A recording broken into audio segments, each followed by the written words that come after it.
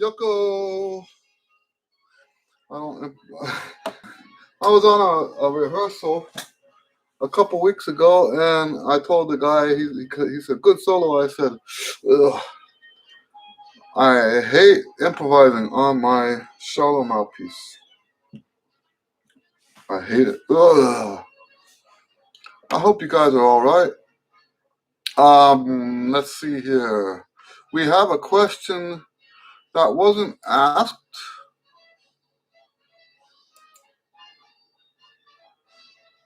On one of the forums. Let me check the forum right now. I've been busy today, so gonna check on the blog. I shouldn't say forum. Check on the blog. See if we've got any questions there. No questions there. Okay. We did have a question over here. Let me read it.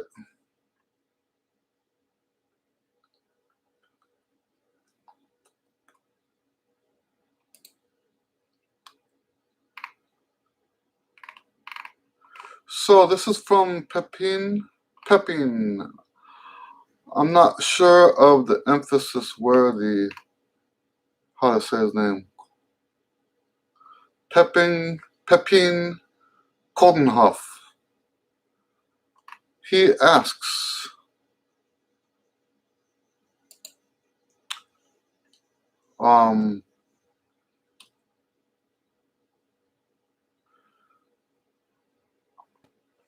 when he's practicing, sometimes his mind drifts away. So that'll be our first question for the day, okay? Hello, Gabriel, nice to see you. He says sometimes when he's practicing, his mind drifts away. And this is actually a topic I speak on quite a bit, a lot of times in my lessons. Because I think this is something very important to talk about. When we're practicing, what do we do about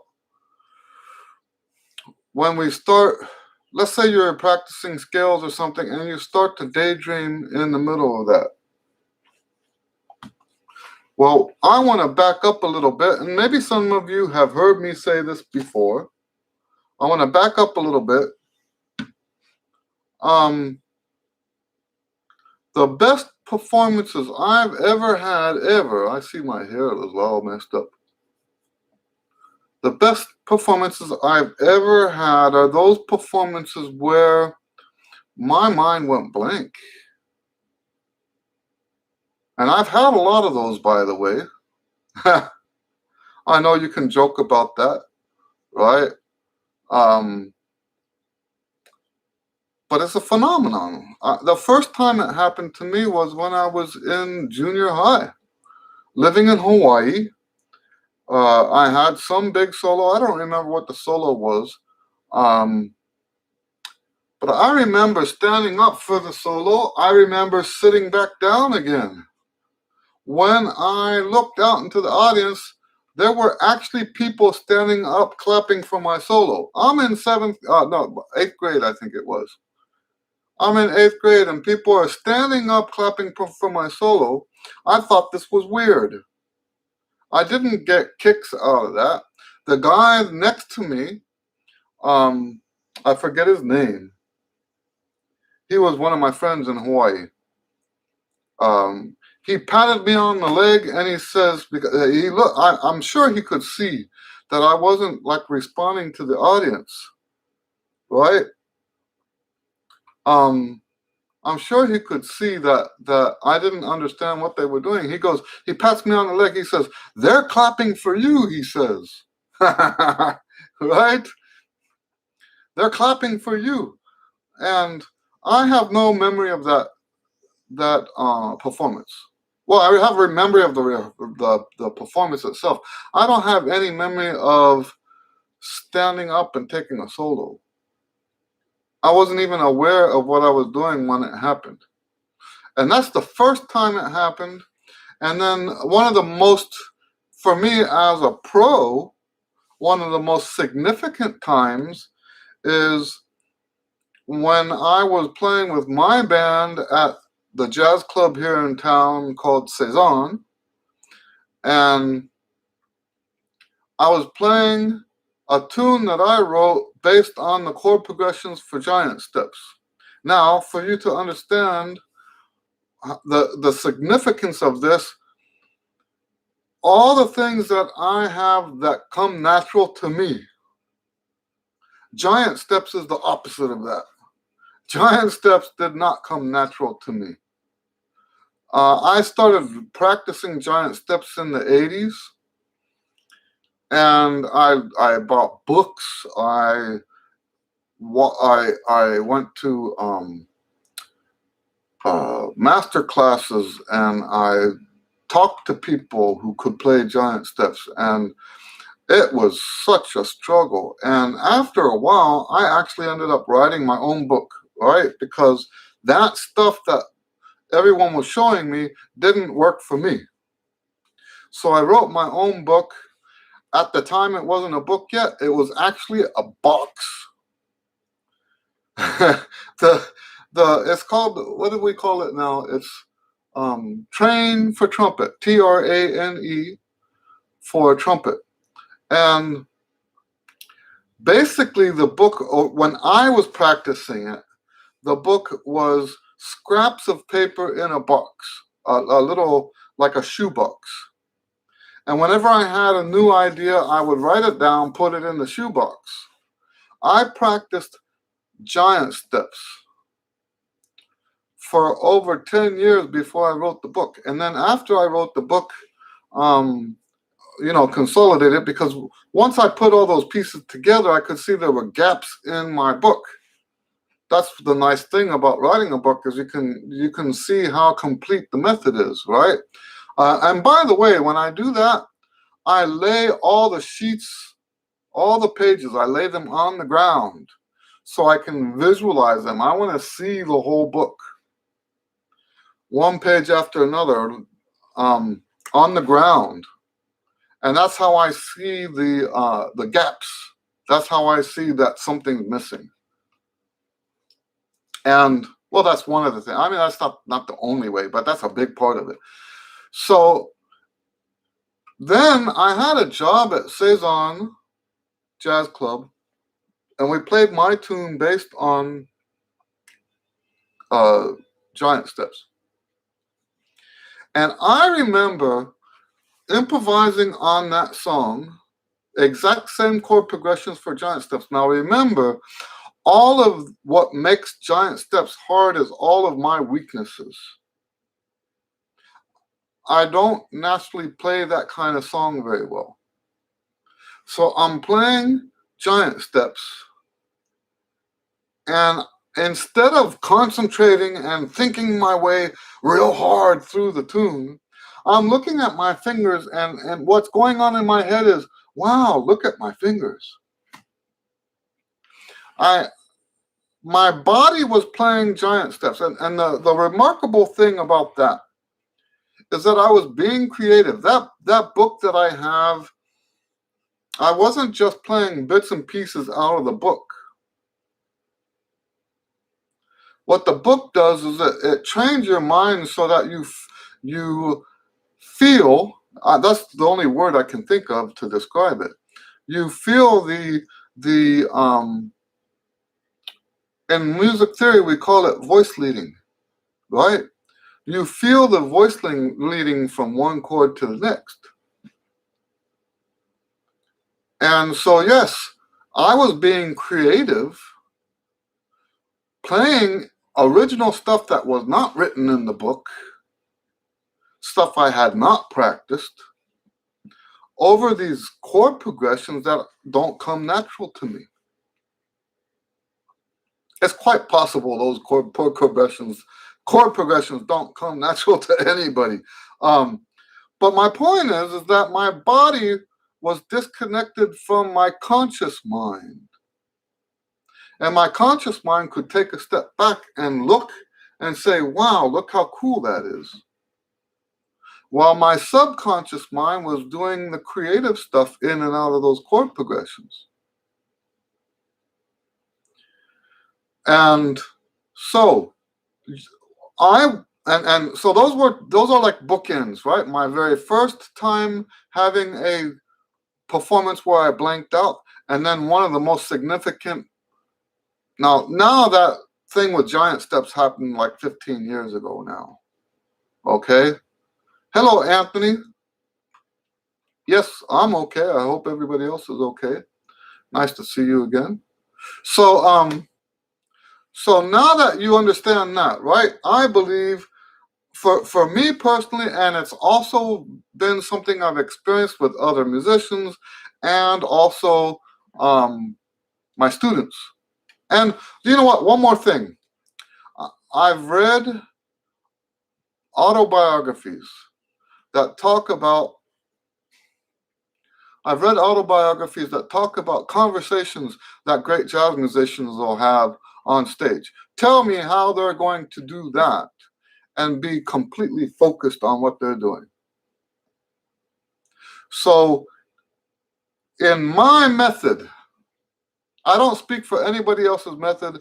In my method, the ultimate goal on preparing any piece of music, and for that matter, the ultimate goal for our playing in general, so like practicing rudiments and stuff like that, our ultimate goal is to be mindless in performance, not mindful. We want to be mindless because that's when we tap into the subconscious. The subconscious is far, far more powerful than the conscious mind. I'll say that again because it's important. The subconscious mind is far, far more powerful than the conscious mind. So we would prefer, in my method, we would prefer to have those kind of performances, not the kind of performance where your conscious mind is manhandling every single aspect of what's going on in your performance.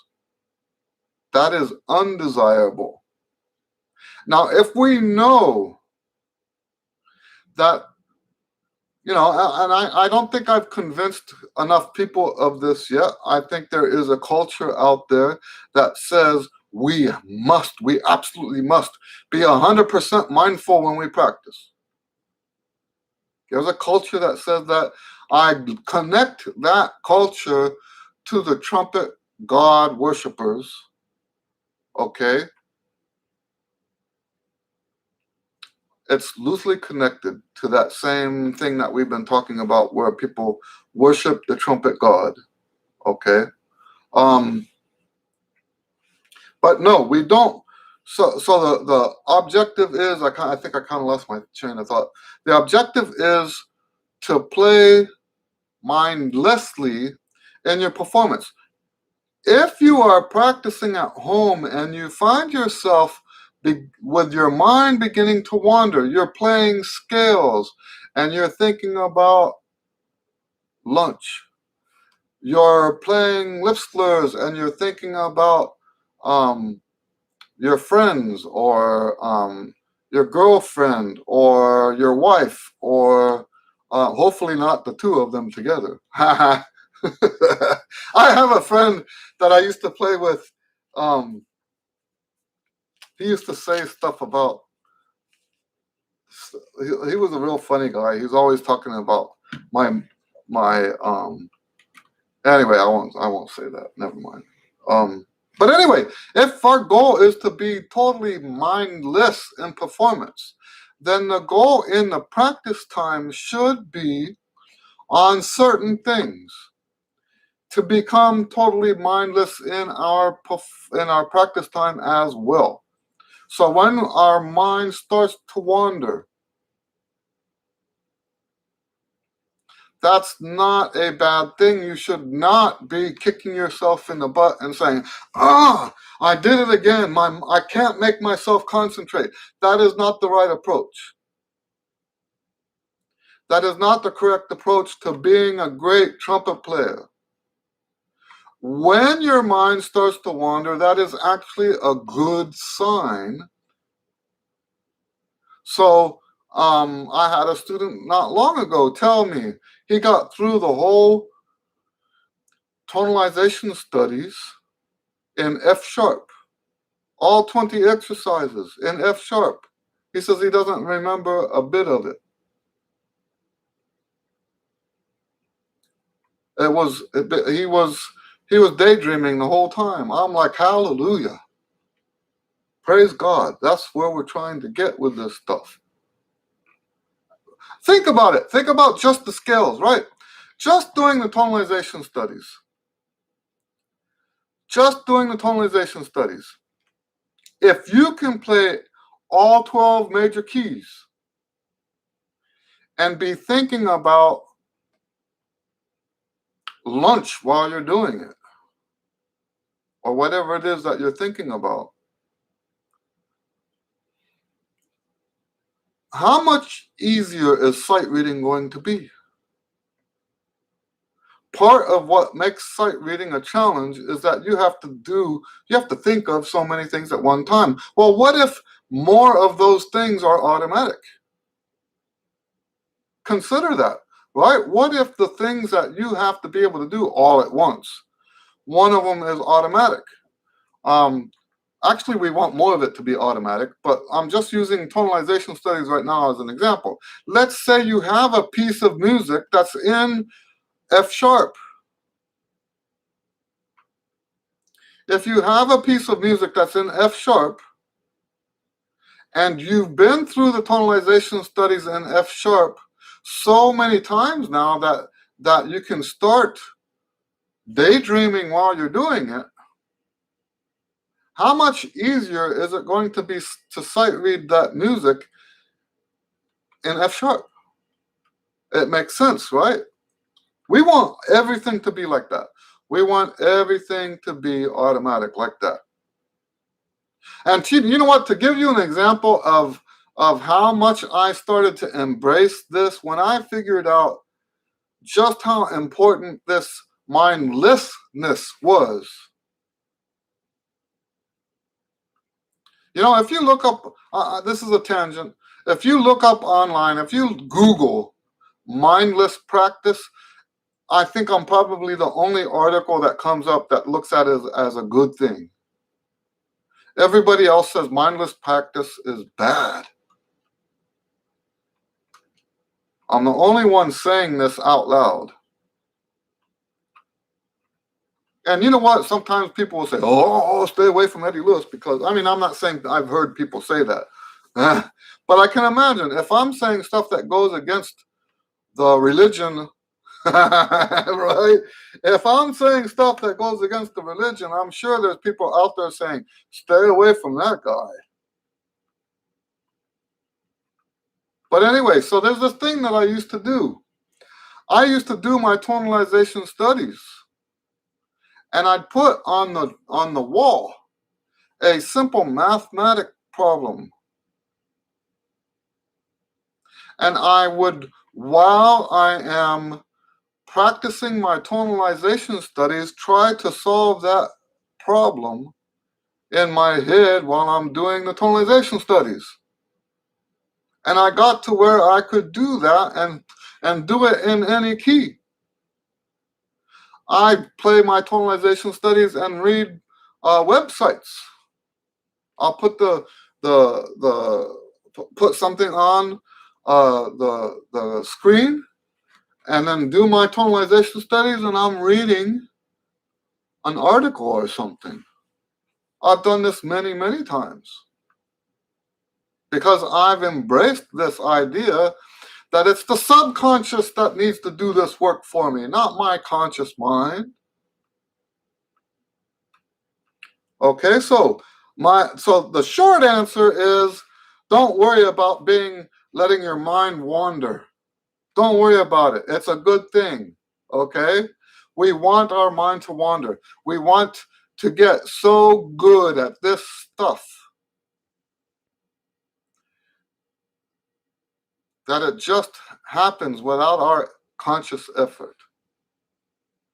Now, there are times when you absolutely must be mindful. There are times when you absolutely must concentrate. And I've changed my opinion about that over the years. But the number one time that you really should be concentrating is when you're learning something new. If you've never done it before, you better be paying attention. Because if you've got, what I teach is powerful. The way I teach students to practice, it's powerful. It works. However, in some cases, it works too well. So if you learn the music wrong, you won't be able to play it correctly after that. So it's kind of dangerous. It's kind of dangerous to practice the way I teach. If you're not careful when you first learn the music, you will learn it wrong, and then you're in a big pickle because these techniques that I teach basically rewire your mind.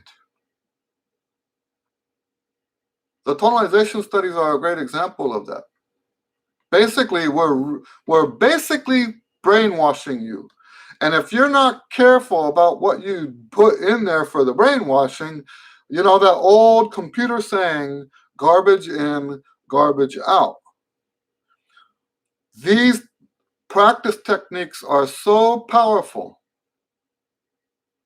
that it works just like a computer. If you practice crap, and that's the only cuss word I ever use anymore, and if that offends you, I apologize. But if you practice crap is what's going to come out of your horn. So when you first learn something new, yes, you must absolutely be paying attention. And there are other times when you should pay attention, but I would say about 90% of the time we want to get to where your mind wanders. Okay? I hope that answers his question. Pepin. And I don't know, so I like trying to pronounce people's names, right? I don't know which syllable. My wife speaks Afrikaans, and which is very close to Dutch. I know that it's a Dutch name. I don't know if the accent goes on the first syllable or the second syllable, but his name is Pepin. If you're watching this, I hope that answers your question about minds wandering. Okay, all right. So moving on, Nigel Solomon says, "How do you encourage people to be mindful while doing this?" I get what you're saying. I experienced that too, where it felt I played good while my mind wandered. But how do I become aware of mistakes? That's a good question, right? In my experience, if you make a mistake, it takes you out of that daydream. You're not just, we have this same phenomenon when we drive. People call it, I forgot what they call it, driving amnesia or something like that. Where you drive from work to home, you've done that same route day after day after day after day for years. And now you get home and you don't even remember driving home. And there's some people who are stuck in this whole being mindful thing who believe that's a bad thing. They have this panic attack, right? Oh no, I could have had an accident. But that's not actually true. I don't believe that's true. I think what happens is when that guy swerves out in front of you, you're actually more prepared. The time when you're not prepared is if maybe you have the radio on and you're paying more attention to that than you are to the road. But if you're paying attention to the road and you have one of those moments, you're more safe on the road than the people who are being mindful. And that's how I see it with the practicing. When the mistakes happen, you wake up out of the daydream.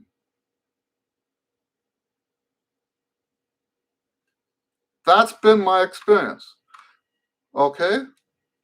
Hello, Raimo. Nice to see you.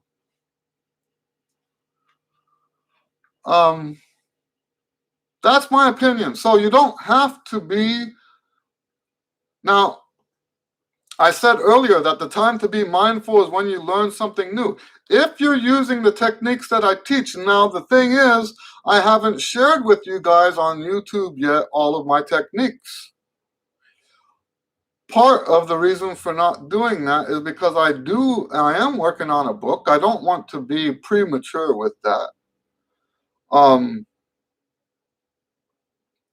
There are a lot of techniques that I have, like I do consider the tonalization studies a practice technique, and that's one of the ones that I'm talking about. The daily routines are basically a practice technique. That's like a higher level practice technique. And yes, so what we're doing with the daily routines is trying to make the physical stuff more automatic. But no, so when we first learn something, we want to be absolutely mindful. Once we learn it, the goal is to become mindless. Okay? And the time when you make a mistake, you get jolted out of your daydream, and then you respond accordingly. Now, that opens up a whole different can of worms, because part of my technique for practicing might include backing up and fixing the mistakes, or it might include just finishing up and then after you're done with the song, go back and fix the mistakes. And it depends on the context and what you're trying to do. I would say 99% of the time, you don't just stop because you made a mistake. You do what I call follow through. You go to the end of what you were trying to do. Then you address the mistake. But yes, most of the time when you make a mistake, it wakes you up out of your daydream. Oh, and you know what happens, I think, sometimes because of the culture? I think sometimes you make a mistake, it wakes you up out of the daydream, and then people think that's cause and effect. They think that the reason they made that mistake was because they became mindless and started daydreaming. That's not true. The reason you made the mistake is because of the crap in, crap out equation. The reason you made a mistake is because the techniques you're using were not the correct techniques for that, whatever it is you're trying to do. Maybe you tried to learn too much at one time. Maybe you tried to do it too quickly. But somehow you programmed in there the wrong notes. You know, that aside from that, there are just stuff that are just like common errors, like cracked notes, and yes, we want to fix those, but something like a cracked note does not get fixed normally by practicing that music again. Cracked notes are a phenomenon that happen that you have to work on outside of the context of music. I'm not saying that you can't do that. There's things that I teach also for cracked notes within a piece of music. I'm not saying that we don't do that, but that's not going to fix the problem on a permanent basis. All right, so Anthony says, I play with a fairly large community orchestra, but I am constantly losing count. The music is not that hard, but the rest are really long. Like go out and have a smoke. Yeah, that's orchestra music for you. So what do you do in the orchestra? First thing I haven't said this in a long time, but I think the most important thing you can do in the orchestra to prepare for the rests is listen to the music. I know I have as a first answer to a lot of things, listen to the music. Listen, listen, listen, listen, right? That's one of the things that can be improved by listening to the music. The other thing is to mark cues into your music. Please mark them lightly with pencil. Okay? So like if you notice that at measure 135, that's where the horns come in. Write horns at measure 135. If you notice that the violins have a tremolo, put tremolo at measure 200. That way you have milestones. So let's say you have like 300 measures of rest, which is not unusual. Maybe I'm exaggerating just a little bit, but that's really not unusual. Industry standard, it's a standard practice to mark milestones along the way. Now, that doesn't get you out of, what I don't agree with is using those milestones as a cheat so that you can have conversations with your buddies while the orchestra's playing. Right? No, we don't want that. But this thing about the mind wandering, we can alleviate that by having these milestones so that when you are off, you can reset when you get there. So I do this all the time, right? This is part of my career. This is what I do. And so when I mark that the horns come in here, now, you know what the problem is with that sometimes? If you're playing with amateurs, sometimes the horns don't come in. Right? That's one of the reasons why you have to listen to the music. Right? Because who's to say that they're going to come in when they're supposed to come in? That's why you need more than one of these. Okay? And that's happened. That happens. If the timpani comes in this measure, right timpani. If, see what I'm saying? But it helps you to keep on track. You still have to count all of that. But if you do get off, this helps you to get back on again. And really, it helps the panic go away. Right? Because if you don't have anything written down, then you're just guessing when you're supposed to come in. And that could be, especially since we're playing trumpet, that could be something that craters the whole band. Right? If the trumpets come in at the wrong spot, that can destroy the whole performance. So yes, that's standard practice, is to put milestones, little written cues. And when I say cues, I don't mean written notes. I mean in pencil, spell out whatever instrument it is that's playing there.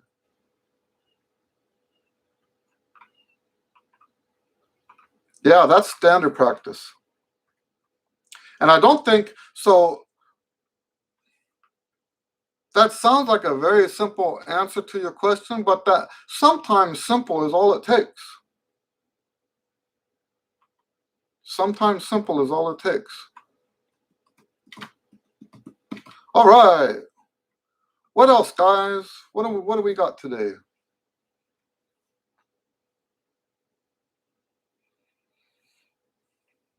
Gabriel says, one question on the book Trumpet Switchbacks, can I move the lip slurs at the end of the practice? By the way, when I play the pro lip slurs, my mind goes unconsciously to your face. That's funny. Oh man. Um, so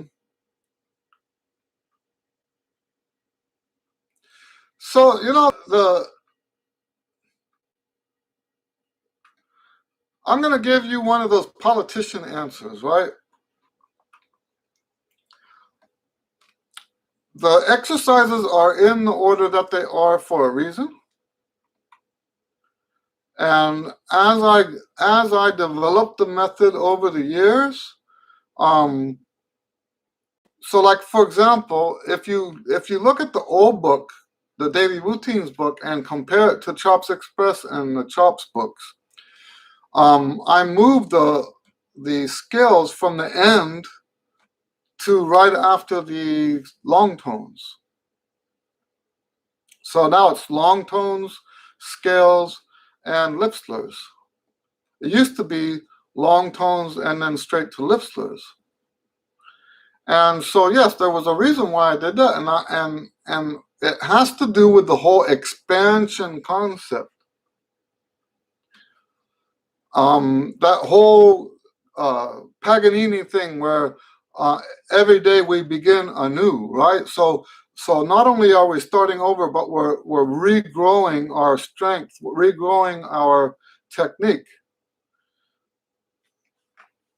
right? So yeah, the lip slurs are after the tonalization, and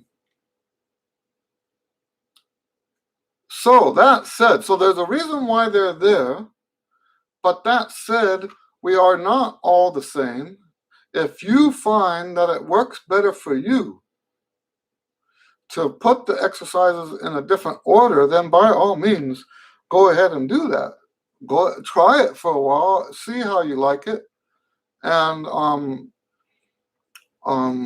go from there. I don't have a problem with people modifying the method to work for their own purposes. I've never had a problem with that. Anthony says, okay, thank you, Eddie. Mark milestones. I am guessing that it makes me sound bad at times, and I am not a bad trumpet player. Thank you. You know what? For me to think someone's a bad trumpet player, it would have to be pretty bad. Let's talk about that too. You know, I remember telling somebody a long time ago. Oh, Anthony says he's got to go. Anthony says, sorry to leave, but must go practice. I have a recital tomorrow. Your recital's tomorrow. Wonderful. With my wonderful teacher, you know her. Have a good week. Thank you for your help. You're welcome. So, Gabriel says, I'm making lip slurs from switchbacks 3 days in a week, alternating because they are taxing for me. Okay, that's good. Good. Yeah, see, that's what I'm saying. If you're thinking about it and making rational decisions, then I've never had a problem with that. So anyway, talking about bad trumpet players, right? Now I do have I even have a video about what it means to be a bad trumpet player. So this is going to make it sound like I'm contradicting myself, but I'm not really. You know what I wrote to a student yesterday in an email? And I truly believe this. When we play music that connects with the people on a heart level, when we sometimes I refer to it as the human connection.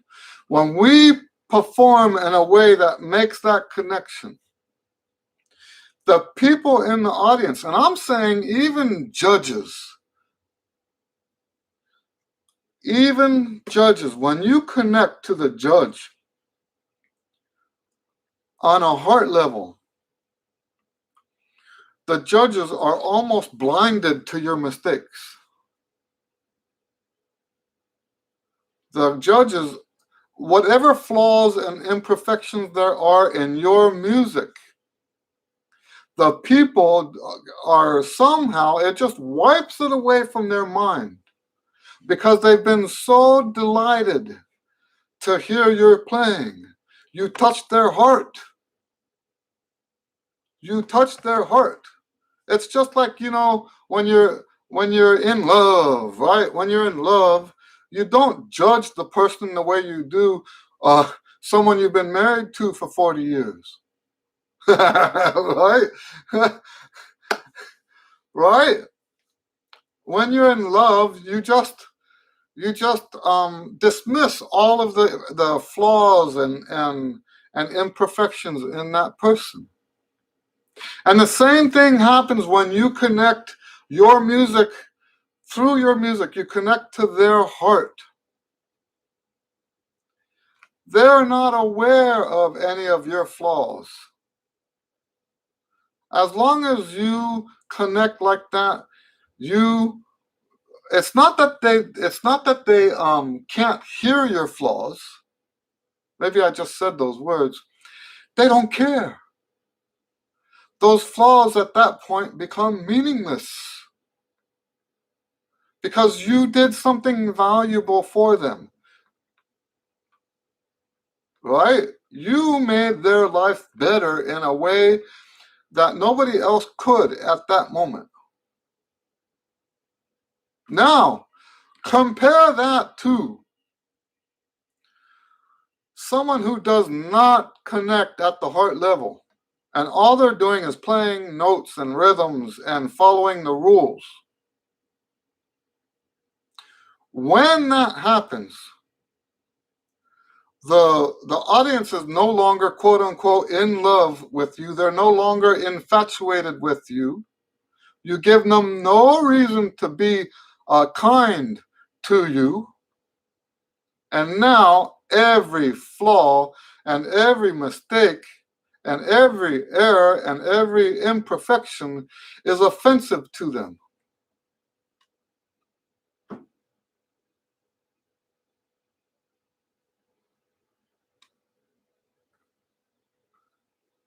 So when I'm listening to a student, what I'm looking for is primarily, the first thing I'm looking for is, are they connecting on that heart level?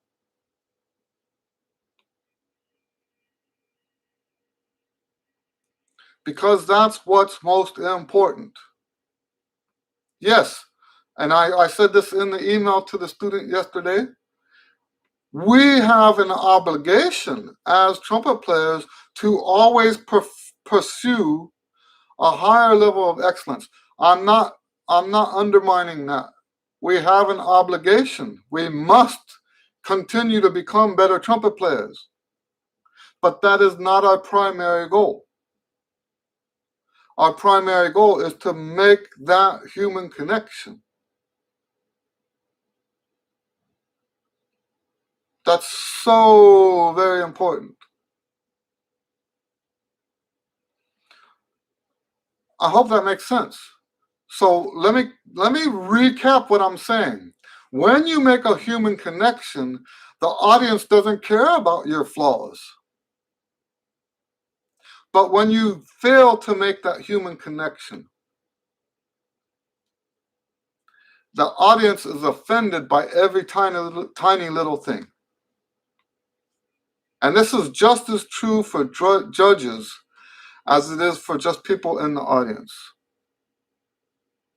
Now, that said, it is impossible to make that connection with every listener, because what resonates with one person is not going to resonate with another person. It's not possible.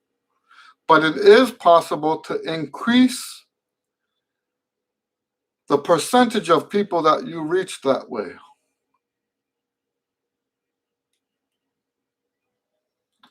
This is, when it comes to my overall trumpet philosophy, that's probably one of the most important things I teach.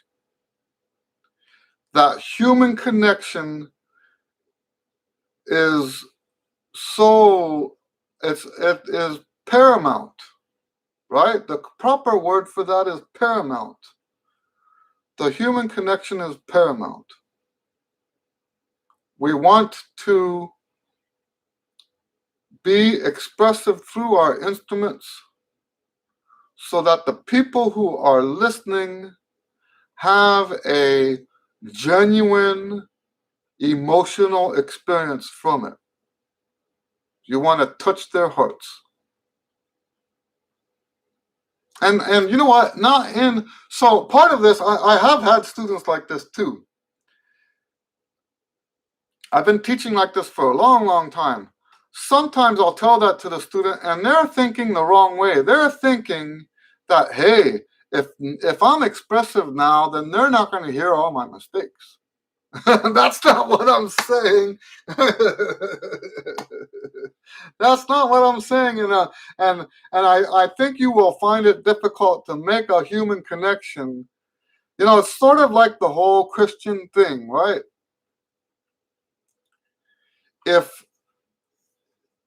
And you know, there's a Christian philosophy, or whatever you want to call it. I guess philosophy is not the right word. They call it the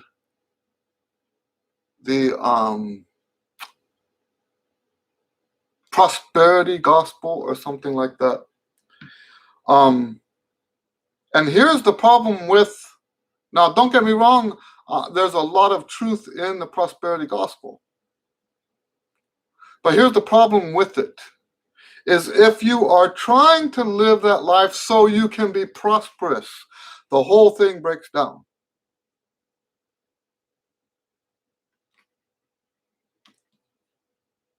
Because your heart is in the wrong place. If what attracted you to that Christian way of living was that you wanted to be rich and wealthy and all of that, then your heart is in the wrong place, right? And it's the same thing with this human connection thing. If the reason you're making a human connection is so that you get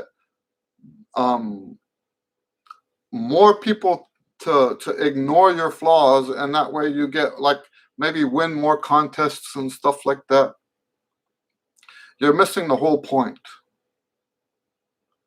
The primary objective should be to make that human connection. Otherwise, what are you doing? This is music, not the Olympics. This is music. We're supposed to be expressing ourselves and making, communicating. There's no such thing as one-sided communication. Communication is actually, by definition, from here to there. There has to be a there, right? There has to be a there to get to. And so just expressing yourself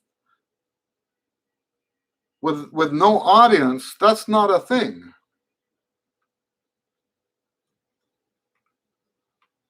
All right. I hope that makes sense. So yeah, that's a big deal to me. That's probably one of the most important fundamental aspects of what I teach, is to be expressive, genuinely expressive. That's the first thing. And it's also the top priority. That sounds like I'm saying the same thing. But the way priorities work is it helps you make decisions. Should you do this? Should you do that? And the priority should be anything that has to do with being expressive should be the top priority. So if something over here comes up that might make you a better player, but is going to take you away from being expressive, then actually that means you should not do that thing. just because it's going to make you a better player is not good enough. There are so many, in a technical sense, amazing trumpet players out there. It's almost sick. Almost, it's unbelievable how technically proficient so many of these players are.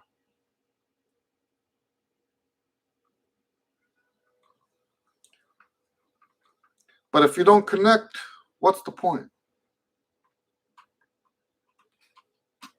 Any other questions? We've got a little bit of time left.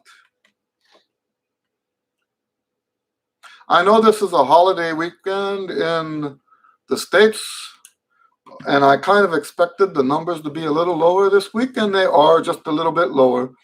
We're about 60% attendance from where we were last week. Gabriel says, I try to make a connection with my neighbor when I practice Artunian, but he is not happy.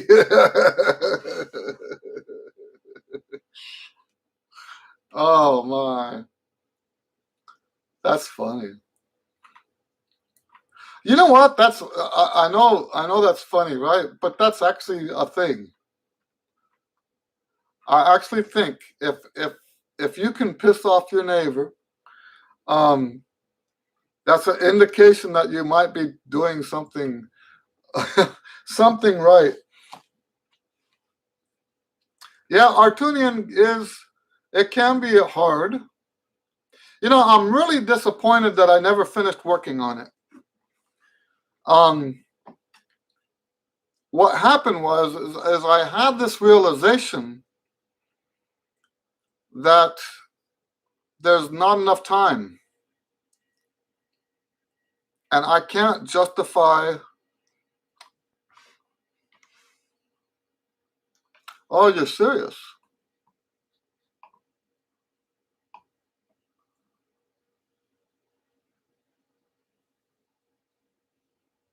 So let me relook at the question again.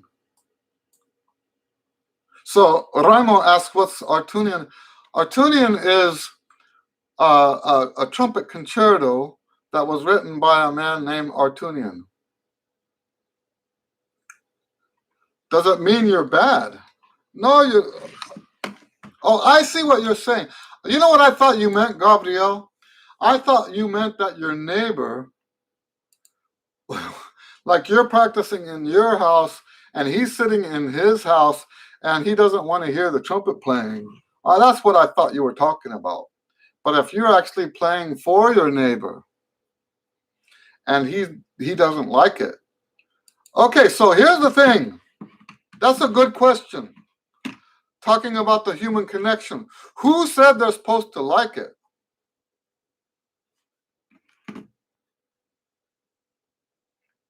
Oh, you're saying that is what it is. Man, you know what? I've been practicing in hotels and all these different contexts. There are people who don't like to hear someone practicing. Oh, your wife's cousin. Okay. He loves jazz. So no, it doesn't mean you're bad. That's not what I'm saying. Sometimes when you make that deeper connection, human connection, sometimes it can even be more offensive if they don't like it. So I didn't, what I was saying earlier is a generalization. I'm not saying everybody will now, from now on, forever, always like what you do. And that's the problem also with that's the problem with making that human connection is it's also now just as easy to offend people.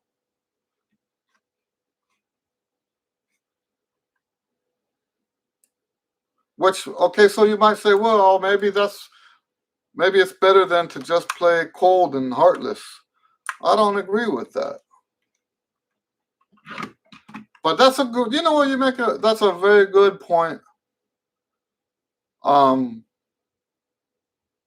What if you do you make that connection? Hello, Javier. What if you make that connection and they don't like it? My opinion is, who cares, right?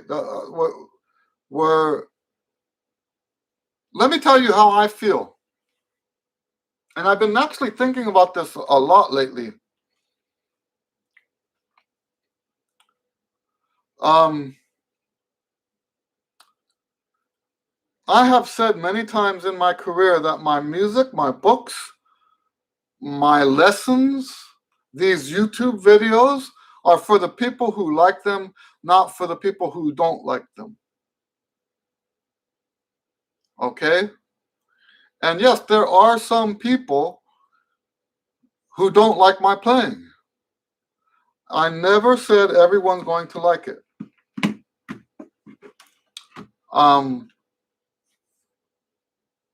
What I did say earlier was that you can increase the percentage of people who do like it. I did say that. So, but all you have to do is look at Wynton Marsalis, right? I have always recognized, I have not always been a very eloquent speaker. I'm still not an eloquent speaker. I used to be a whole bunch worse 30 years ago. When I first got online, I used to say stuff that was probably pretty offensive, and if Wynton ever heard me say this stuff, he could have probably been pretty offended. But I've always regarded Wynton as one of the top players in the world. I've always regarded him that way.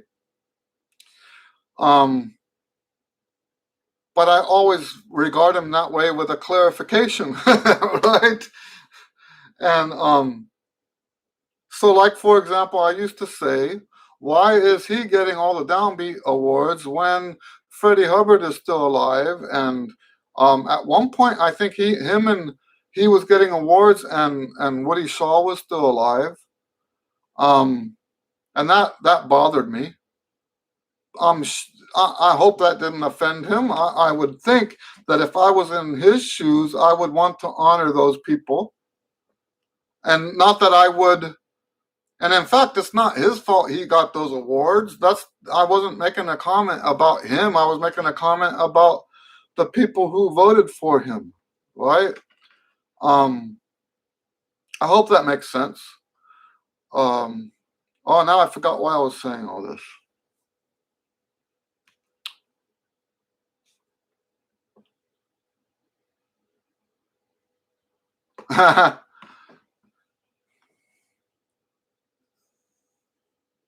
So Javier says, hello, Eddie, greetings to everybody. I was driving, could not make it today. He says, I got one question. Are Getson trumpets good? I'm planning on selling my intermediate Yamaha and buy a Pro Getson. I love those trumpets. Yes, Getsons are good. I strongly recommend playing them first. That's the only thing I say. But I say that about every trumpet, not just Getson. Try it first. If you can't try it, then don't pay too much for it in case you want to sell it again and get something else. Javier says, I don't like Marsalis. He is too good, too perfect. He doesn't seem human. Yeah, I disagree with you on that. But then, he's my age, and I came up with him. I had more Wynton Marsalis albums and I'm talking about the albums. Now, part of that is because the market was screwed up. But I always had more Wynton Marsalis albums than any other trumpet player. Now, part of that is because it was hard to get other albums. And then when CDs came out, I quickly ended up getting other stuff. But I always kept getting his stuff too. And I do like his playing. I just don't think he's the best in the world. And that's part of what pisses people off, right? Oh, that's what we're talking about. That's why we're talking about that. So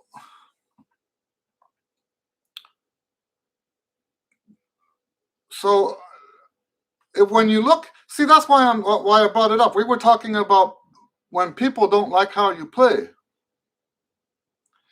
And see, for that matter, Javier, I think it's a good thing for you to have that feeling towards Whit Marsalis.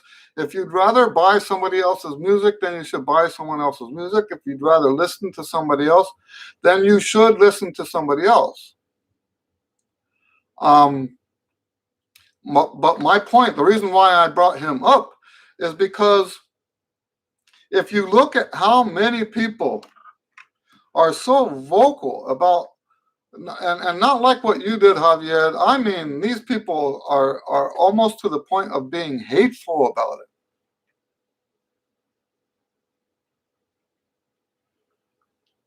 And this is and whether you like him or not, it's hard to argue that he's one of the best in the world. Not one of the best in the world, right? He is one of the best in the world. So yeah, for people to actually flat out hate him like that. You know what I do is I compare it to politics, right? If you're in politics, you're lucky to get half of the people to like you, right? That's luck. You're doing good if you have half of the people voting for you. Because most people can't even get half. Now, compare that to music, right? There's going to be a lot of people that don't like what you do. And that's another part of the human connection thing. Mary, hello, Mary. Nice to see you. She says there is a whole culture of putting people down in order to make yourself appear better. That's absolutely true. Javier says, I really like Bobby Shue. I like Bobby Shue too.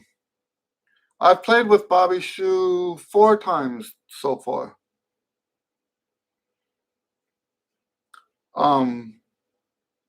Yeah, I like his stuff. My favorite tune of his is Breakfast Wine. If you haven't heard Breakfast Wine, look it up.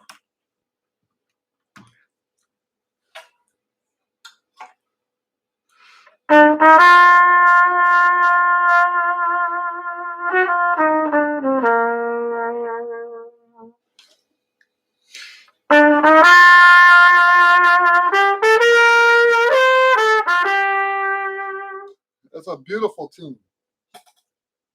And he didn't write it, but it's a beautiful tune. And he plays it on one of his albums. He's got an album called Outstanding in His Field. Has a picture of him in overalls out in the cornfield or something. Anyway. So yes, there are people who won't like what you do. They won't like how you play your music. I think that's actually a very important part of growing up. I'm of the opinion today that we have a lot of adult age children in our society. And part of what I mean when I say that is these people who cannot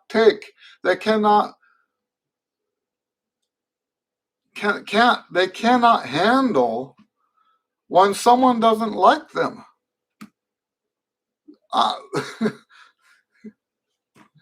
Really?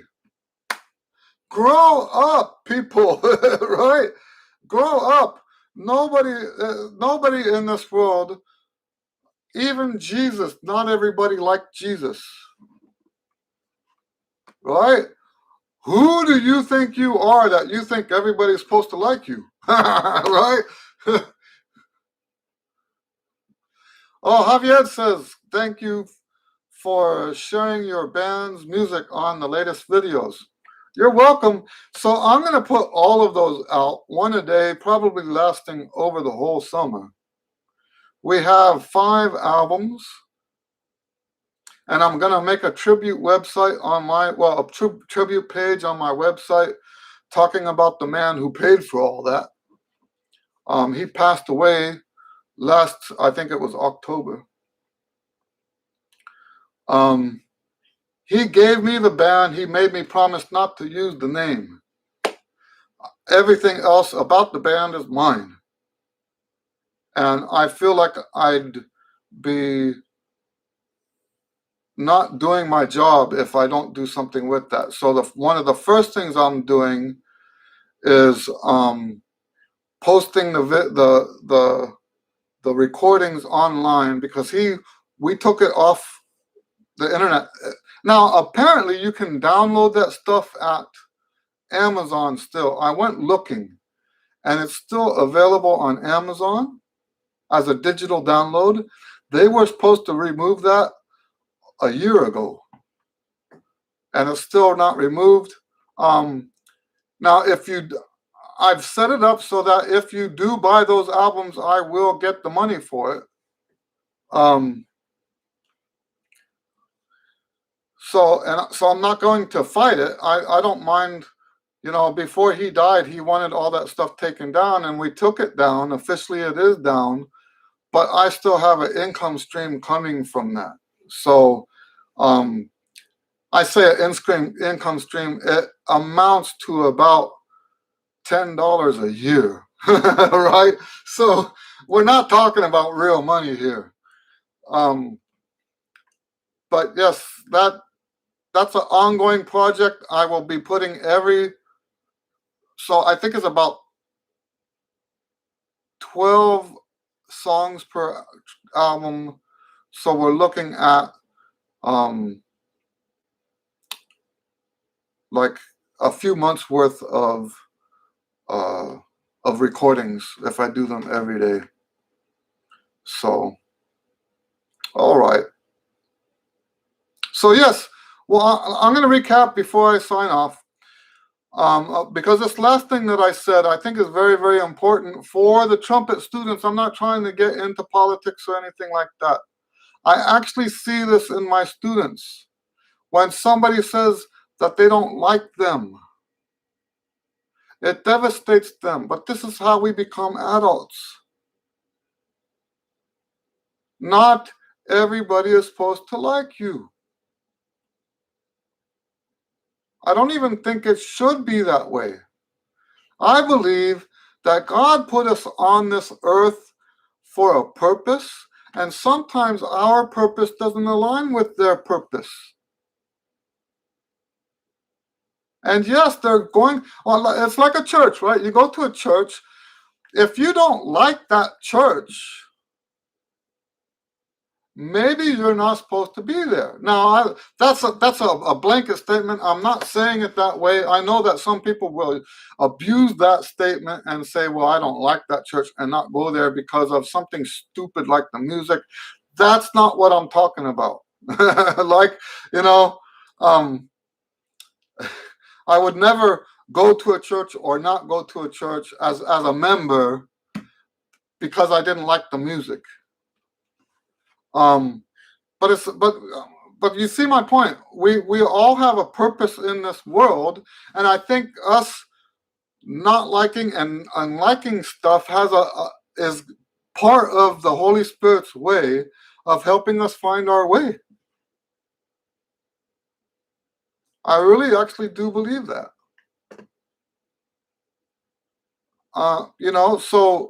So don't get bent out of shape when someone doesn't like what you do. Okay? Right? The one more parallel, right? I'm trying to make a parallel with the dating stuff, right? I had trouble going out with girls until I didn't. In other words, when I really, really, really wanted a girlfriend, there were no girlfriends. And when I just didn't care anymore, that's when it happened. That's when I started finding girls that I could hang out with and enjoy time with them and stuff like that. And you know, it's the same thing, right? If the way you're living your life is that girl has to like you, you're gonna have a messed up life. If you like get your sights on that one girl and you're determined now that, you know what that is today, they call that a stalker. Right? So, and you know what, and I know that's, once again, that's a generality. I've heard from the old days I've heard stories about couples that were together for a long, long, long time, and that's how they did it. The man just never stopped pursuing the woman, and I understand that's a thing. But see, I think when that happens, the girl actually does like him.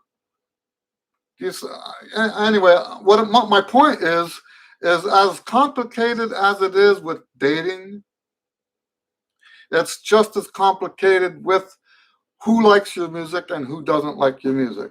That's the point I'm trying to make. I'm not giving dating advice. I'm just saying you have to get used to people not liking it. Okay? Javier says, I really like it. You rock. Well, thanks. I'm glad you like those CDs, those recordings. They're just going to keep coming out. Gabriel says, thanks, Eddie. It was very useful, much more than talking on techniques or mouthpieces, right? I love those kind of discussions. All right, so guys, thanks for hanging out again. God bless you. I hope you have a really, really great week. Remember that living life is more important than being a trumpet player. All right, so we'll see you guys next week. Hello, Neo. Nice to see you again. We'll see you guys next week. And oh, do you know what? Maybe not next week. I don't remember now. I do have a Friday coming up that I can't be here, but I will put it out when we're here. Okay, great. Thanks for hanging out. We'll see you next time. Goodbye.